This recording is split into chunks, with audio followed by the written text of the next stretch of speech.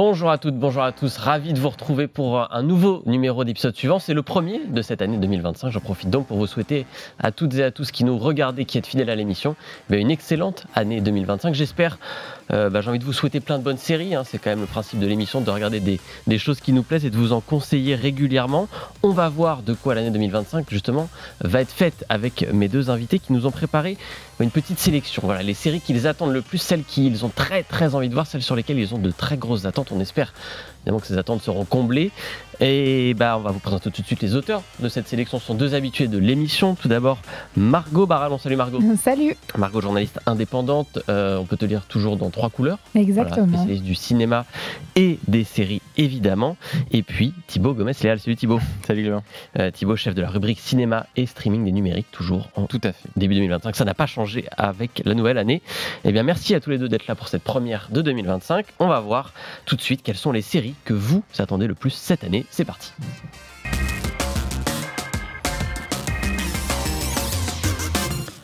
Voilà, donc pour préparer cette émission, je vous ai demandé à chacun de choisir 3 séries que vous attendez particulièrement, celles qui font déjà vibrer sur une photo, une bande-annonce, votre âme de sériephile. Vous avez fait une sélection qui, je dois le dire, m'allège beaucoup. Voilà, il y a des très belles choses dans cette sélection, on va le voir tout de suite. On va commencer avec, c'est, je crois, Margot qui l'a mis dans sa sélection, c'est The White Lotus qui revient. Exactement. Pour une saison 3. Pour une ça saison arrive assez 3. vite d'ailleurs, je crois le 17 février. Il semble, ouais. Tout à fait, sur Max, du coup. C'est une série que j'attends beaucoup parce que donc, c'est une série anthologique. Je rappelle le principe, c'est toujours une bande de touristes occidentaux, généralement américains, qui se retrouvent dans un hôtel de luxe, dans un endroit paradisiaque et confrontés à la fois au personnel de l'hôtel et parfois à la population locale. Et donc cette 3e saison, elle va se dérouler en Thaïlande. On la doit toujours au même showrunner qui vraiment est aussi l'unique scénariste de sa série, Mike White. La première saison avait été une vraie surprise. Très bonne surprise d'ailleurs. Et la deuxième a confirmé que même si... Alors, au départ, c'était censé être une mini-série d'une seule saison. Et la deuxième saison a confirmé qu'il avait encore plein de choses à dire. Donc, logiquement, j'espère que ce sera toujours le cas avec la 3e. Je trouve que c'est une série d'une finesse et d'une intelligence dans ce qu'elle décrit des rapports de classe, des rapports amoureux, des rapports sociaux, économiques. C'est pour moi un bijou d'écriture.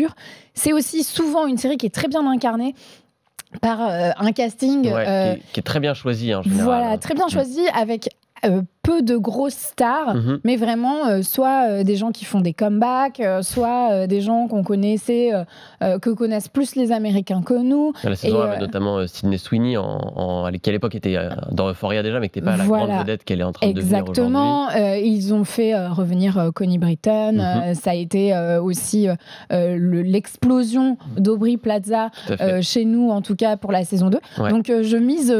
tellement sur cette série, à la fois sur le casting, l'histoire. Moi, j'aime beaucoup. Il y a Walton Goggins qui sera dans cette saison 3, alors qu'on a pu voir dans Fallout cette année, qui était un peu caché, on va dire, qui était un peu masqué derrière un visage horrible.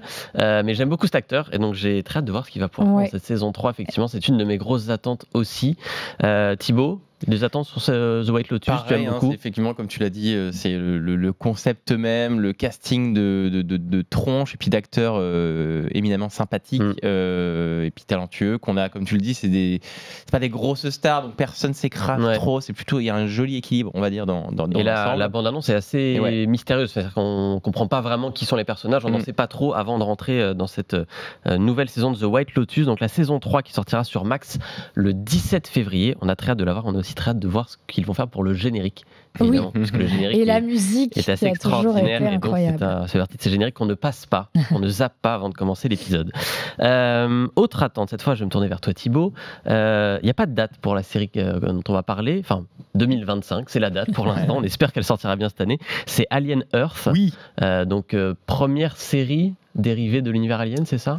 Alors oui, effectivement, Alien Earth, série de Noah Hawley, donc connu pour effectivement la série Fargo, série qui se tient donc dans la célèbre franchise de science-fiction dont je suis extrêmement fan. Donc c'est effectivement l'une de mes grosses attentes de l'année, puisque la franchise Alien a soufflé depuis des décennies maintenant un peu le chaud et le froid. Et là, c'est comme sa première un peu escapade dans ce format télévisuel sériel.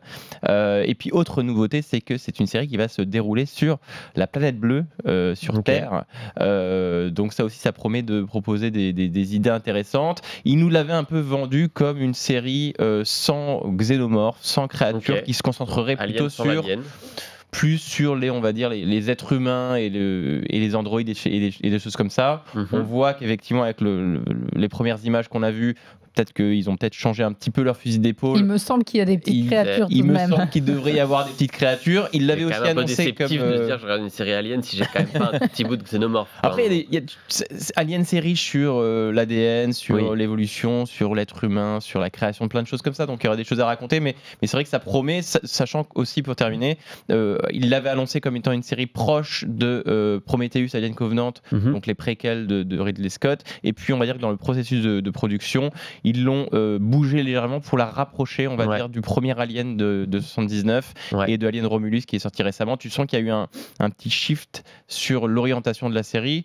Donc à voir quel sera le résultat. Mais évidemment, c'est une de mes grosses attentes de l'année et ça devrait arriver à l'été 2025. On espère effectivement.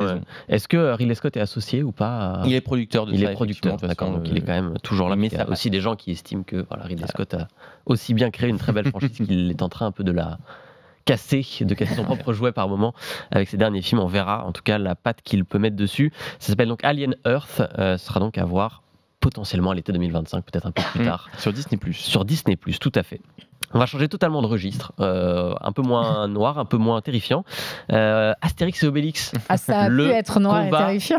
Ça aurait pu faire un twist intéressant. Point de vue des Romains. Je demande à voir. Série animée qui sort sur Netflix début 2025. On n'a pas de date, il me semble, printemps, précise. C'est assez vague encore, mais ça va arriver. Première partie de l'année. Ça s'appelle Astérix et Obélix, le combat des chefs. Pourquoi on attend ça, Margot ? Alors je l'attends beaucoup parce que vous disiez c'est pas noir, c'est pas terrifiant, mais ce qui est sorti au cinéma récemment sur Astérix c'était assez terrifiant. Voilà. Et donc ça fait quand même longtemps qu'on n'a pas eu un animé Astérix et on sait qu'il y a, c'est culte en réalité les films d'animation autour de l'adaptation de cette BD. C'est chapeauté par Alain Chabat, qui est quand même vraiment l'argument numéro 1 pour cette version-là, pour nous faire revenir. Et donc, effectivement, moi, j'ai beaucoup d'attentes parce que je trouve que Astérix, ça ne se démode pas, contrairement à ce qu'on a pu penser avec des films de qualité inégale, dirons-nous. Mais ça a aussi été des films excellents. Pour moi, Mission Cléopâtre est vraiment un sommet de la comédie française. Et donc, j'espère retrouver cet humour dans cette série-là que j'attends effectivement beaucoup en tant que fan bercé par Astérix. Ça reste effectivement très actuel. C'est avant tout des pastiches, souvent de notre propre époque. C'était déjà ce que faisaient Uderzo et Goscinny dans les BD. Plein de jeux de mots. Et en fait, quand on relit aujourd'hui Astérix, moi, je découvre des blagues que j'avais pas comprises à l'époque. C'est tellement riche qu'il y a beaucoup de choses à en faire. Et donc, je pense vraiment qu'une série... Je sais alors on parle en plus beaucoup de franchises et de suites là depuis le début de cette émission. Je sais que ça peut paraître être un manque d'idées, mais moi je reste optimiste. Je pense qu'avec Astérix, c'est dans les vieux pots qu'on fait les meilleures confitures, comme on dit. Si le pot d'Astérix est le bon, la confiture sera bonne. Il me semble qu'il y a en tout cas l'animation est un peu la même que celle des films qu'avait fait Alexandre Astier avec Louis Clichy. Exactement. Donc on va rester dans cette veine-là et ma foi, effectivement, c'est très joli, il faut le dire, et ça a l'air très sympa. C'est bien que Netflix mette en avant cette production, donc on espère que ce sera de très bonne qualité, contrairement effectivement à des films qu'on ne nommera pas, à des acteurs qu'on ne nommera pas. Petite parenthèse enchantée qui se termine, parce qu'on va repartir dans un monde de noirceur et de désespoir absolu.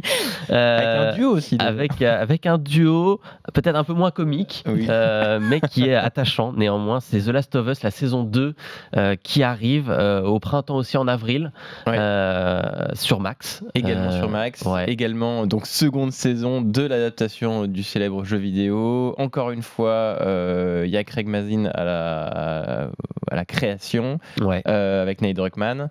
C'est évidemment qui est le concepteur du jeu. Concepteur effectivement du jeu. C'est évidemment une suite très très attendue. La première saison avait étonné un petit peu tout le monde parce qu'on parlait effectivement d'adaptation. On parlait du fait que revoir évidemment les mêmes choses sur différents supports n'est pas forcément intéressant. The Last of Us avait surpris son monde en proposant une adaptation qui faisait des pas de côté extrêmement intéressants et du coup vraiment une histoire. Des histoires supplémentaires ajoutées à côté de la trame principale. Ça donnait une nouvelle dimension intéressante. Là, cette saison 2 va donc adapter le second jeu qui est sorti sur PlayStation il y a quelques années. Donc les joueurs savent un peu ce qui s'y passe, mais du coup ça promet des enjeux renouvelés, ça promet des personnages assez passionnants. Et là, les premières images qu'on a vues, nous vendent un casting génial. On a vu Catherine O'Hara, on a vu évidemment les retours de Pedro Pascal et de Bella Ramsey. Mais comment faire pour que cette série ne soit pas au centre de l'année TV 2025 véritablement? Évidemment, The Last of Us, ça arrive en avril sur Max et c'est incontournable. Moi, j'ai très hâte de la voir parce que j'ai fait les jeux et il faut dire que autant le 1 avait beaucoup de qualité mais était assez classique dans sa trame, autant le 2 prend des tours narratifs, on va dire, pas évident à adapter. Le jeu avait été assez critiqué par une certaine frange de fans aussi à l'époque. On va voir comment ils adaptent ça en série. C'est pas évident. Thématiquement, c'est très très riche, tu l'as dit. Et puis moi, ce qui m'intrigue véritablement... Il y a des personnages qui sont beaucoup plus compliqués aussi en saison 2 qu'en saison 1, on va le voir. Et surtout, si vous connaissez le jeu, vous voyez effectivement un moment assez important. Et je suis très très intrigué de savoir à quel moment ils vont couper cette fin de saison 2. Et parce qu'il y aura donc une saison 3. Le deuxième jeu va être divisé à priori au moins en 2 voire 3 séries. Donc très curieux de voir où Mazin et Druckmann vont couper leur saison 2 et voir ce qu'ils vont faire. On en revient à ce que tu disais, effectivement, il y a des enjeux narratifs. On va voir s'ils arrivent à tenir leurs promesses. The Last of Us, t'avais adhéré toi à la Alors moi, je parle au nom de tous ceux qui ne jouent pas parce que il y en a. Ne les oublions pas. Et j'ai adoré la saison 1. J'ai trouvé ça extraordinaire. Donc même si vous ne vous demandez pas comment on va adapter tous ces enjeux narratifs, voilà, moi qui n'ai pas joué, je l'attends avec grande impatience. Et tu reviendras nous voir pour nous dire justement est-ce que tu as trouvé ça intéressant sans avoir joué au jeu. Est-ce que tout ça t'aura surpris? Ça se passe donc sur Max, The Last of Us, la saison 2 qui débarquera à peu près en avril normalement, si tout se passe bien. On va enchaîner avec la 5e série de notre sélection. On retourne sur Netflix cette fois, Margot, avec... série originale, c'est la seule de notre sélection, c'est la seule qui n'a pas de prequel, de sequel, de série dérivée, de film d'il y a 25 ans. Ça s'appelle Zero Day. Exactement. Et attention parce qu'il y a 2 séries Zero Day qui sortent cette année. La deuxième est une série taïwanaise. Voilà, alors, il faut le savoir. Ça n'est pas la série taïwanaise, qui a l'air très bien, par ailleurs, peut-être qu'on en parlera dans l'émission. Non, c'est une série américaine avec un certain Robert De Niro. Robert De Niro, exactement. On va pas dire que c'est lui qui me tire vers cette série, mais si, entre autres, ça arrive très rapidement sur Netflix. Alors moi, je suis très intriguée parce que déjà par l'intrigue, parce que en fait, ça raconte, ça se passe aux États-Unis. Donc Robert De Niro joue le président américain et dans un contexte de cyberattaque généralisée. Donc c'est une série qui a l'air, parce qu'on ne sait pas grand-chose, à part une bande-annonce, on n'a pas grand-chose, mais qui saisit vraiment des enjeux très actuels sur la diffusion de fausses informations, sur la cybersécurité, sur évidemment le terrorisme et l'affaiblissement finalement des États-Unis. Donc c'est tous ces sujets-là, à la fois politiques et géopolitiques internationaux qui m'intéressent beaucoup. C'est aussi donc un grand casting. Donc on a parlé de Robert De Niro, mais il y a aussi Jesse Plemons que j'adore, qui est vraiment impressionnant dans à peu près tout ce qu'il fait. Et Lizzie Kaplan qui est revenue sur le devant de la scène avec Anatomie d'un divorce récemment. Excellente série sur Disney+. Donc vraiment. Alors, ça peut être un ratage complet, j'en suis consciente. Ça peut. Mais néanmoins, on a envie d'y croire. Exactement, et j'ai pas nommé non plus Connie Britton. Matthew Modine aussi, qui a été remis au goût du jour par Stranger Things. Exactement. On verra donc excellent casting, pour moi excellent sujet, ça peut donner une grande série politique. On en a déjà parlé dans cette émission, Clément, tu sais que j'adore les séries politiques. Exactement, et donc les attentes sont d'autant plus hautes. Thibaut, des attentes sur Zero Day, toi? Peut-être effectivement, sachant effectivement on va dire l'angle politique que met Robert De Niro dans tous ses projets, et on sait que c'est quelqu'un effectivement de très engagé contre Donald Trump. Ça peut Zero Day à tous les atouts pour être peut-être la première grande série du deuxième mandat de Donald Trump.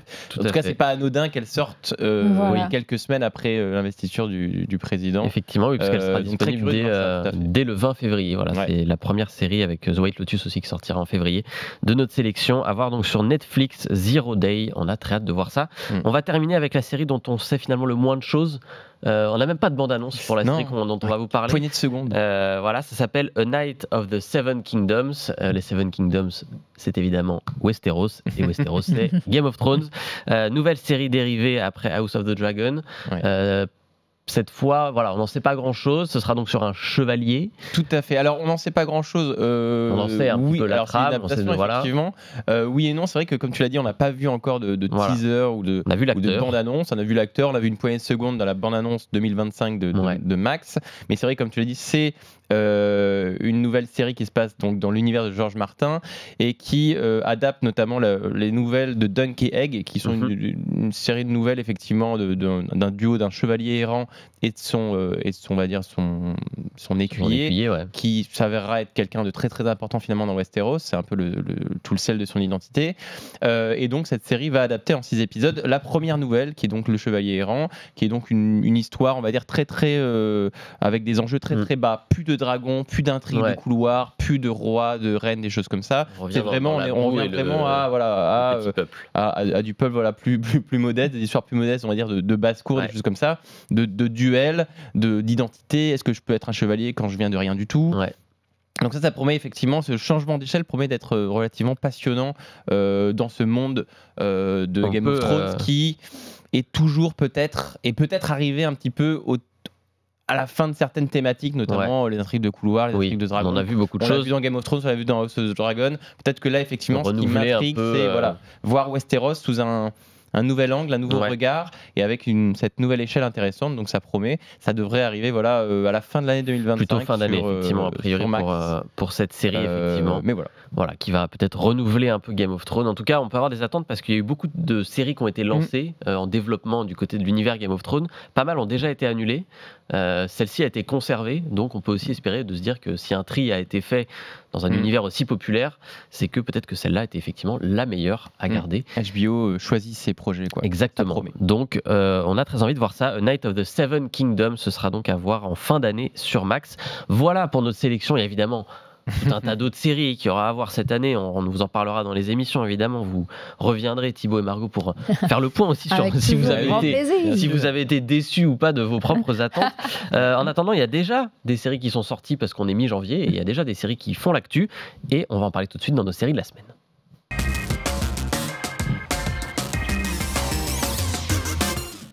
Et il y avait déjà une grosse sortie, en tout cas une série très attendue par les fans de séries en ce début d'année. Ça se passe sur Apple TV+, c'est plateforme qu'on n'a pas mentionnée dans nos attentes pour l'instant. C'était la saison 2 de Severance, puisqu'elle n'est pas encore sortie au moment où on enregistre. Elle sort le 17 janvier. Saison 2 donc, de cette série qu'on pourrait décrire comme un mix un peu de The Office, de Black Mirror. Voilà, il y a beaucoup de choses. C'est une série qui est difficile à décrire, difficile à appréhender aussi quand on la démarre. La première saison était sortie il y a 3 ans déjà. Il y avait une espèce de hype autour de cette série avec son concept très fort. Vous avez vu, la saison 2, le début de la saison 2, vous avez vu les 6 premiers épisodes. Il y en a 10 en tout, je crois. Exactement. Qu'en avez-vous pensé? Est-ce que la suite est à la hauteur de cette saison 1 qui avait mis beaucoup d'attentes? Qui veut se lancer le premier?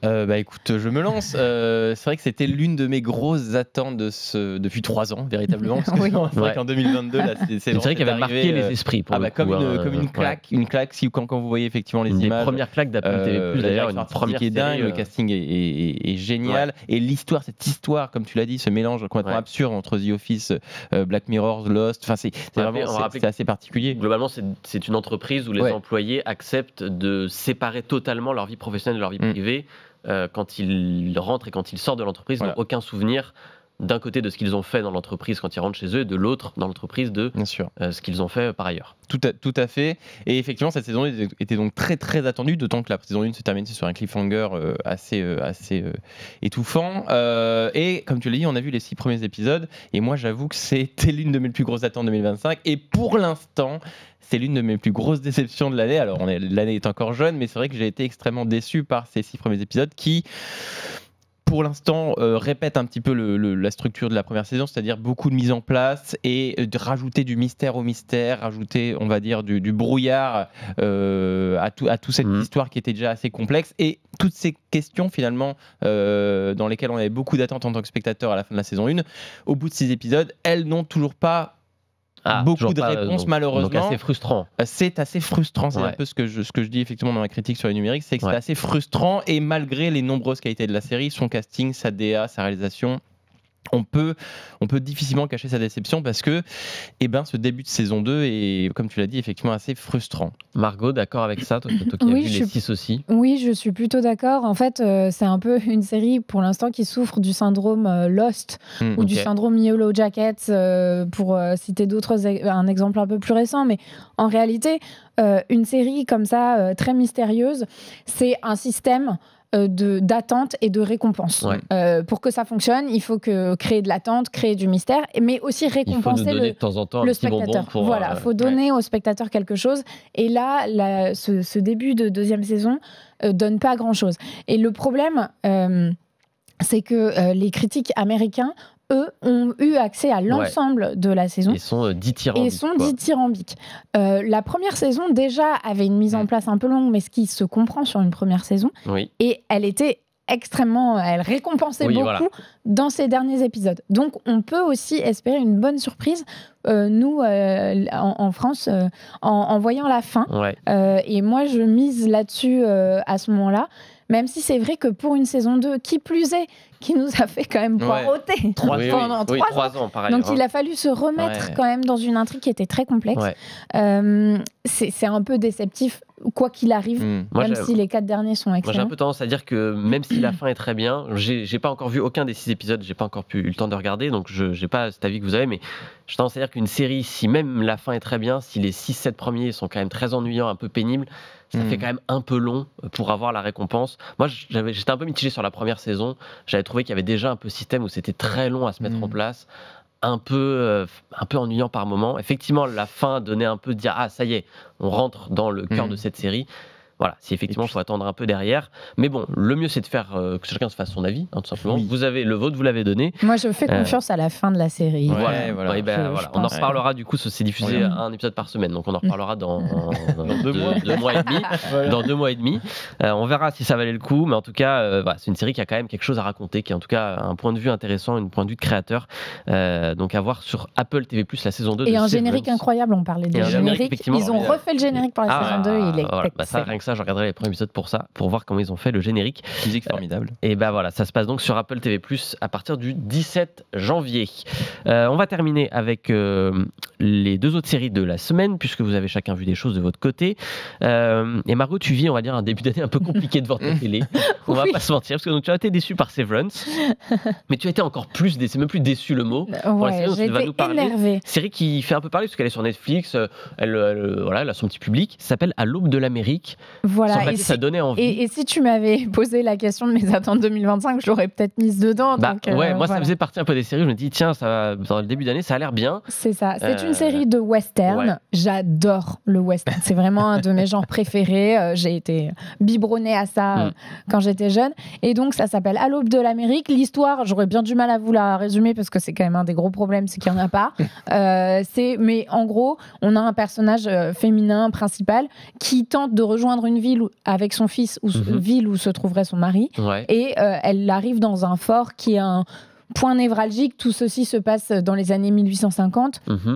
Dans l'Ouest américain, elle arrive à un point névralgique où se rencontrent à la fois des tribus indiennes, donc un fort de colons, et des mormons qui s'installent à cet endroit-là, et une armée qui n'est pas l'armée, puisque l'État américain n'existe pas franchement, mais qui n'est pas l'armée telle qu'on la connaît.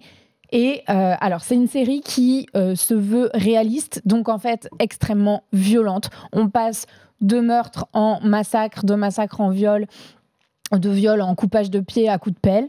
Et tout est sale, tout est boueux. Alors, soit on traîne dans la boue, soit on se traîne dans la neige. Il n'y a rien de bien qui arrive à ces personnages. Et en même temps, une intrigue il n'y a que 6 épisodes, qui patine. Et en fait, moi, là où je suis assez agacée par cette série, qui est par ailleurs extrêmement bien produite, extrêmement léchée et tout ça, créée par le scénariste de The Revenant, réalisée par Peter Berg, qui n'est pas un peintre, et par ailleurs qui a un casting avec des têtes peu connues, mais vraiment très sympathiques, comme notamment Betty Gilpin qui joue le rôle principal. Et en fait, cette violence ne raconte rien. Le western, c'est le genre de la mythologie, de l'histoire de l'Amérique. Et là, on ne me raconte rien, si ce n'est que c'était un pays très violent, ce qui en plus est largement exagéré. Pour citer un historien sur les réseaux sociaux qui réagissait à ma micro-critique, on mourrait plus à l'époque du tétanos parce qu'on s'était arraché la main en changeant la roue de son chariot que défoncé par des Indiens, des Mormons.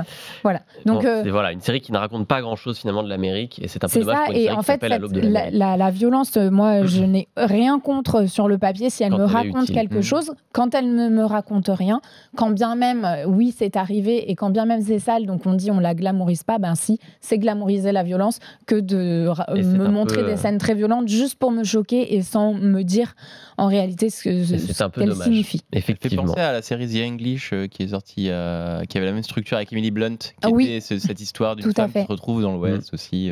Qui est assez... classique du western aussi, il y a déjà eu plusieurs fois, et du coup mieux raconté, mieux fait et mieux montré. Première déception de l'année, donc dites-vous quand même votre idée.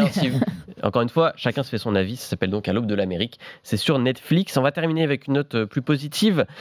Thibaut, puisque tu as vu et aimé High Potential. Tout à fait. Remake américain du carton de TF1 HPI au potentiel. Exactement. Comme quoi, effectivement, qui sort sur Disney+. On n'a pas de pétrole, mais on a des idées en France et elles sont reprises. Et voilà, les Américains nous les prennent. Effectivement, High Potential, qui est donc cette série ABC Hulu aux États-Unis. Qui arrive sur Disney+ en France à la fin du mois de janvier, et qui est donc, comme tu as dit, ce remake de ce carton de TF1 qui faisait plus de 10 millions de spectateurs par épisode, qui racontait donc cette histoire d'Audrey Fleurot, qui a incarné cette femme de ménage qui était une mère avec plusieurs enfants, et qui en fait en plus avait 160 de QI, et du coup aidait la police à résoudre des affaires. C'est vrai que c'est une série qui rentrait, on va dire, dans la mode un petit peu Good Doctor, Doctor House, ces séries, on va dire, avec des personnages un petit peu hors normes, un petit peu décalés, un petit peu The Mentalist, et des choses comme ça. Et donc ça permettait à la fois de faire des séries, on va dire, qui sont très sérieuses, policières, médicales, et en même temps avec touche, teintée de comédie, parce qu'ils sont un petit peu en dehors des clous, c'est toujours amusant. Et cette série, effectivement, High Potential, il faut dire qu'elle est joliment adaptée par les Américains. Alors, pour ceux qui auront vu HPI, quand ils vont regarder le pilote, ils vont se dire, mais c'est exactement la même chose. Elle a même le même look. La première épisode, c'est effectivement le premier épisode de HPI. Pour un pilote, on peut le comprendre. Si la recette marche aux États-Unis, ils ont dû dire la même histoire pour voir si ça fonctionnait, et ça fonctionne. Par contre, pour les épisodes qui arrivent après, puisque la saison a 11 épisodes, les Américains prennent des pas de côté et s'éloignent véritablement du matériel d'origine. On peut avoir vu HPI et, pour le coup, voir High Potential sans se dire ça doublonne. Et c'est ça, en fait, véritablement, on veut dire que c'est un petit supplément effectivement intéressant pour les gens qui auront adoré HPI. Peut-être faites l'impasse sur le premier épisode qui est identique, mais pour le reste, vous pouvez regarder High Potential avec ce même petit plaisir savoureux de découvrir ce personnage un petit peu hors norme dans ce monde très sérieux de la police, et puis elle qui vient un petit peu mettre un coup de pied dans la fourmilière avec son regard de mère de famille modeste, qui essaye de make living entre guillemets, et qui se retrouve dans des situations un petit peu abracadabrantesques véritablement. Ce qui fait un peu le sel aussi de cette série, c'est le casting, l'écriture. On sait que les Américains sont très forts à produire de la télévision, on va dire, à la minute au mètre, et là effectivement le rythme est bon, l'écriture est bonne, et le casting, on va dire, l'alchimie entre ce duo de personnages central, il fonctionne très très bien. Donc c'est effectivement l'une des belles surprises. Ceux qui auront vu HPI peut-être feront l'impasse, ceux qui ne connaissent pas HPI pourront s'y jeter à corps perdu. Et ben voilà, parfait. High Potential à découvrir donc sur Disney+, ça commence le 23 janvier. Et ben merci Thibaut, merci Margot pour ces avis éclairés, parfois bien tranchés, et ces attentes. On a hâte de voir ce que 2025 nous réserve en série. Merci à tous qui avaient regardé l'émission. Évidemment, elle est à rattraper en replay, partout sur le site de Tech & Co, sur YouTube, sur toutes les plateformes de podcast. Et moi, je vous dis à la semaine prochaine pour l'épisode suivant.